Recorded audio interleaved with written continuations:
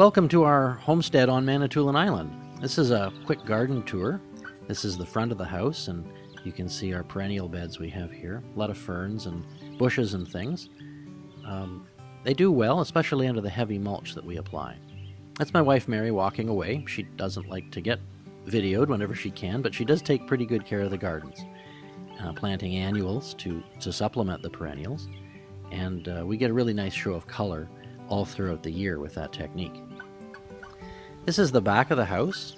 We established this garden about 20 years ago, and it's done well. We had to completely redo it one year, but we learned our lessons about planting things that spread too vigorously.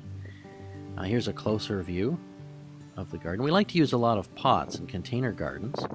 That does a good job. Helps to raise things up, make the garden more interesting. This is the pathway that runs down the center of our perennial garden. It's just crushed stone, flanked by some field stones, and does a good job for us. This pot here is clay, so it needs to be emptied before winter comes. These lilacs are part of 800 feet of lilac row that I planted about 20 years ago from seedlings, and they add a lot to the garden, and especially the whole front field of our property. Over here we've got some raspberries that I'll tell you more about later. The lilacs have been interesting because in some places they've grown really well with little attention, and in other places the growth has been spotty. But I certainly love the smell of the lilacs. At this time of the year, they just make the whole yard smell terrific. And the fact that they don't last too long, I think, helps to make them more precious. We've had some dieback this winter, too. I'm not sure what the conditions were that led to that, but we're still getting some nice blooms. Over here, you'll see an apple tree. I planted this from an actual wild apple for one of my sons, and it's grown up to be one of the best apple trees we've got on the property. It's about, well, Joseph's about 17 now, so that's the age of this tree, and it's grown fast and gives apples of tremendous flavor.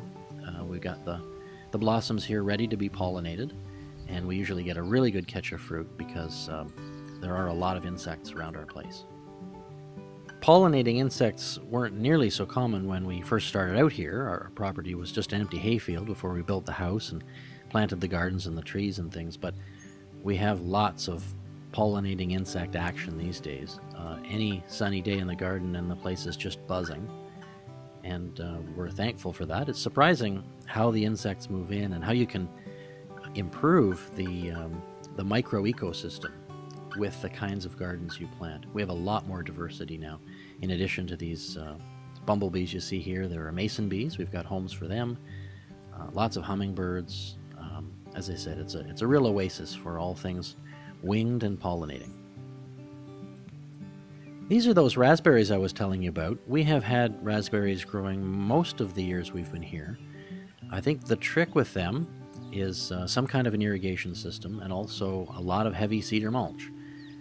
It really makes a difference. You can see the flowers here ready to open and ready to be pollinated. We're going to have a great crop of raspberries this year, I'm sure.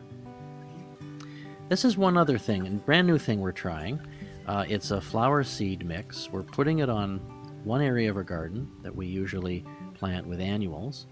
Some of the seeds are on the surface, but a lot of them are buried because of the way this mix is made. It's not just seeds that we put on the ground, but an actual combination of flower seeds, fertilizer, and coir, which is, in this case, dry, highly compressed coconut fibers.